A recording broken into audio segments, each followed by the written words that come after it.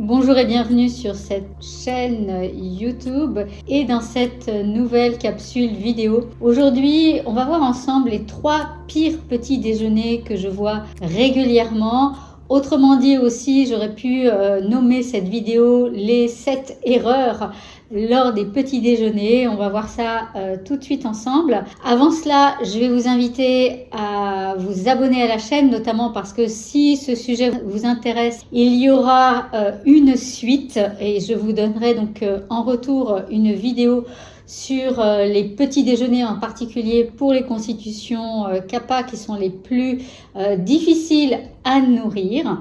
Et en tout cas, aujourd'hui, on va se concentrer aux pires erreurs que vous pouvez faire lors de vos petits déjeuners. Et donc, on va prendre 3 pires petits déjeuners que je vois régulièrement quand les personnes viennent me consulter pour mettre en place leur alimentation en nutrition intégrale ayurvédique. Pour les personnes qui ne me connaissent pas, je suis Evelyne, je suis coach en nutrition intégrale. Également, je suis praticienne en Ayurveda, en médecine ayurvédique. Et j'accompagne les femmes hypersensibles, les femmes émotionnelles, à retrouver leur vitalité, leur pleine vitalité, à perdre du poids quand elles en ont besoin et retrouver un confort digestif optimum, puisque le confort digestif, c'est la base de notre santé. Premier petit déjeuner qui est une catastrophe pour votre organisme si vous faites ça le matin, c'est de prendre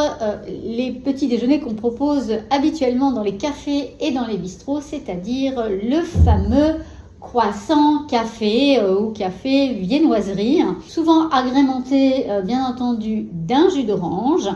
Alors, qu'est-ce qui ne va pas dans ce petit déjeuner? D'abord, il faut savoir que les viennoiseries, en général, la pâte feuilletée se fait avec de la farine blanche. La farine blanche est absolument une catastrophe pour votre organisme parce qu'elle va accumuler les toxines, elle est très difficile à digérer et donc bien entendu vous allez à terme développer des problématiques, que ce soit en termes de digestion. Pour ma part, malheureusement cette farine blanche, elle a engendré des problèmes avec le gluten où je suis devenue pas allergique mais en fait je ne pouvais plus digérer le gluten du tout. Donc ça c'est quelque chose que j'ai pu récupérer avec l'Ayurveda. Mais donc sachez que c'est une farine qui est extrêmement difficile à digérer et qui est très nocive pour votre organisme parce qu'elle va accumuler les toxines. Si vous faites ça tous les matins, bien sûr, ça va pas être très bon. Ensuite, le café, j'ai fait une vidéo sur le café et je vais vous renvoyer à cette vidéo. C'est une vidéo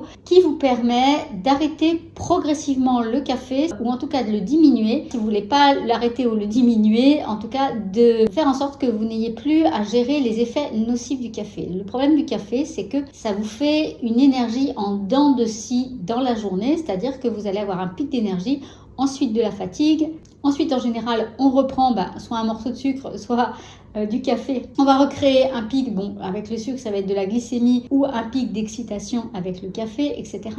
Et donc, on n'a pas une énergie qui va être diffusée tout au long de la journée de manière à vous permettre de vous sentir bien et en vitalité toute la journée. Vous allez avoir à chaque fois des pics d'énergie, des pics de fatigue, des pics d'énergie, des pics de fatigue, etc.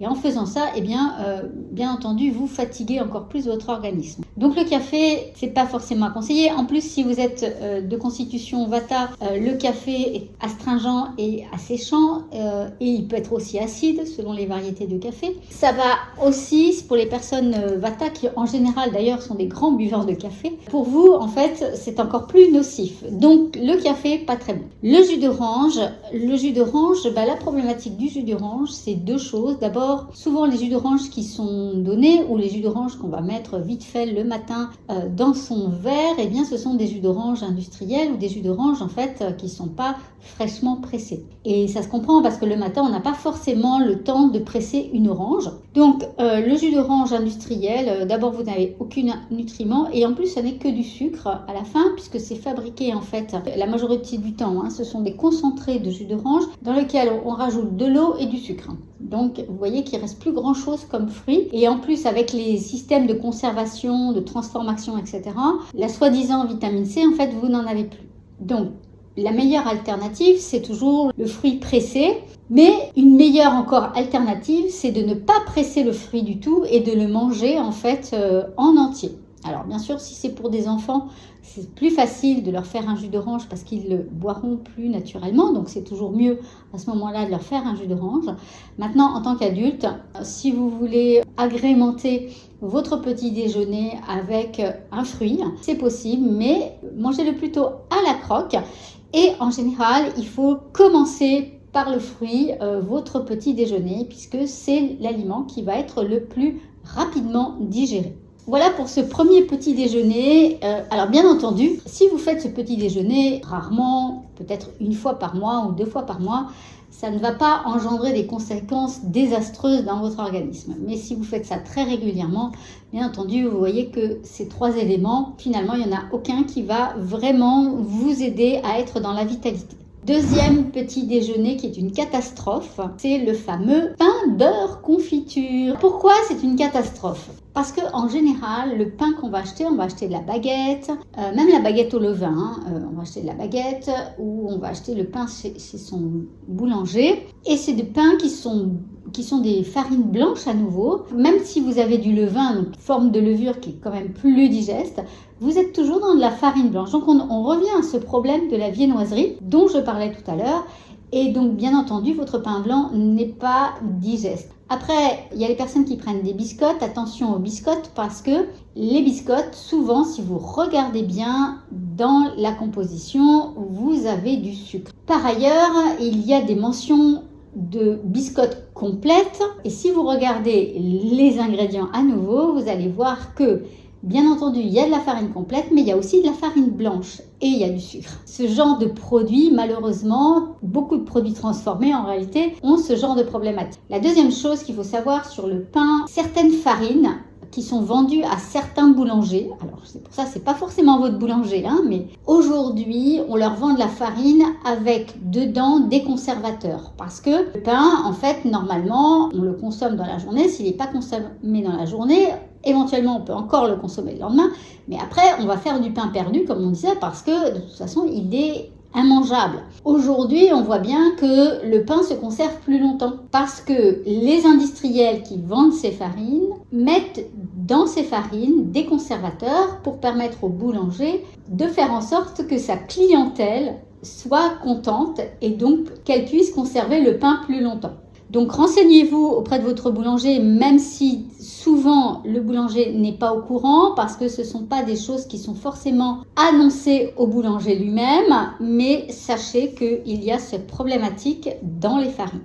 Donc quand vous mangez votre pain blanc, vous avez le problème de la farine blanche et peut-être aussi éventuellement le fait que vous mangez en même temps des conservateurs.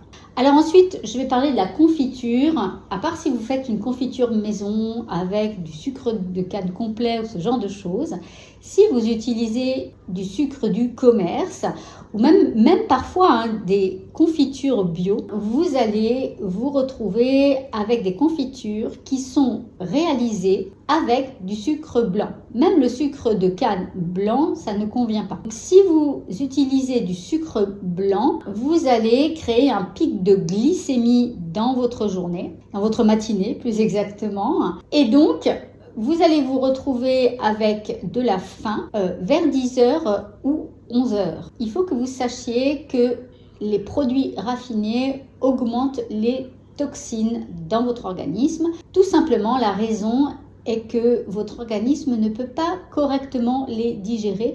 Et tout ce que votre organisme ne peut pas correctement digérer, il les emmagasine sous la forme de toxines. Et petit à petit, ces toxines encombrent de plus en plus votre organisme. Alors ensuite, le beurre. Alors le beurre en tant que tel, c'est pas forcément un mauvais aliment. Mais la problématique du beurre, c'est que il est fabriqué à partir de crème qui elle-même est fabriquée à partir de lait pasteurisé. Pour nous, en Ayurveda, autant le lait cru est un excellent régénérant, autant le lait pasteurisé, à nouveau, est un produit qui va accumuler un certain nombre de toxines dans votre organisme. Donc bien sûr, on n'en veut pas. Et alors, vous pouvez remplacer le beurre par d'autres choses. Par exemple, au lieu de mettre du beurre confiture, vous pouvez tartiner votre pain, donc du coup avec du pain complet, mais vraiment complet, avec par exemple de la purée d'amande, avec du tahini, de la purée de sésame, du beurre de noix de cajou, etc. Alors le beurre de noix de cajou a cette propriété que au niveau du goût, on est certainement ce qui est le plus proche, le plus facile en fait quand on n'a jamais utilisé les beurres végétaux pour remplacer le beurre. Sinon, si vous êtes vraiment accroché aux produits laitiers, le seul que je recommande, c'est le ghee. Et à ce moment-là, je vous invite également à regarder ma vidéo sur le ghee où vous apprendrez des tas de choses concernant justement les propriétés de régénération dans le ghee. Le troisième petit déjeuner catastrophe, eh bien, ce sont les céréales avec du lait. C'est vrai qu'aujourd'hui, dans nos supermarchés, c'est devenu des rayons entiers de céréales. Donc, ce sont des céréales industrielles qui sont faites à base de sucre et de farine raffinée, à base de chocolat très très transformé. Et donc, bien entendu, tout ça, comme on l'a vu précédemment, ce sont que des produits raffinés qu'on a assemblés ensemble pour faire des céréales. Donc on voit bien que là on se retrouve avec un produit qui est très dégradé par rapport à quelque chose qui est vivant, et on se retrouve à nouveau avec un problème avec l'histoire du lait et de la pasteurisation du lait qui engendre des toxines. Donc par quoi vous allez pouvoir remplacer? Eh bien simplement vous allez au rayon bio. Vous avez aujourd'hui des tas de propositions de céréales complètes petit déjeuner, et vous allez plutôt choisir ces options-là. Vous vérifiez sur votre paquet s'il y a du sucre dedans, c'est du sucre complet, ou qu'il n'y a pas de sucre, comme ça vous pourrez sucrer à votre façon. Et sinon, eh bien, vous remplacez vos céréales par des porridge ou ce genre de choses.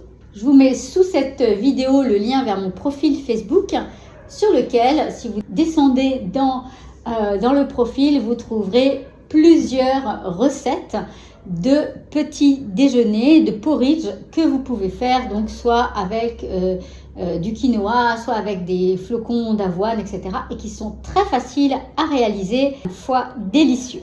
Et puis le lait, moi je vous invite vraiment à le remplacer par du lait végétal. Dans cette vidéo, je ne vais pas vous parler des différents laits en fonction de votre constitution, mais déjà, si vous commencez par remplacer votre lait de vache ou lait de chèvre ou lait de brebis, je ne sais pas ce que vous utilisez, par un lait végétal, donc un lait de soja, un lait de riz, un lait d'amande, etc., vous aurez moins de nocivité. La seule problématique que vous allez avoir, c'est de bien vérifier à nouveau sur vos étiquettes que la façon dont le lait a été fabriqué, c'est-à-dire que vous ne devez pas avoir de conservateur et vous devez avoir le moins possible d'ingrédients dans votre lait. Souvent en France, vous avez par exemple tout ce qui est lait de soja. En général, ça va encore à peu près, et c'est vrai que le lait de soja, c'est pas pratique à fabriquer par soi-même. Il y a des tas de laits qui sont très faciles à réaliser par soi-même. Donc si c'est difficile pour vous de trouver du lait végétal de bonne qualité, ou si vous voulez les fabriquer vous-même, mettez-moi un commentaire sous cette vidéo et je verrai donc comment organiser et mettre en place une vidéo sur les laits végétaux et leur fabrication. Je vous remercie d'avoir suivi cette vidéo jusqu'au bout. Si vous avez aimé, si vous avez appris des choses, eh bien, je vous remercie de la liker, de la partager pour faire connaître la chaîne, pour m'aider à faire connaître cette chaîne, pour aider d'autres personnes comme vous qui peut-être font des erreurs sur leur petit déjeuner et qui aspirent à une vie saine. Je vous invite aussi à télécharger mon guide de recettes dont le lien se trouve sous cette vidéo, et je vous dis à très bientôt pour une nouvelle capsule vidéo.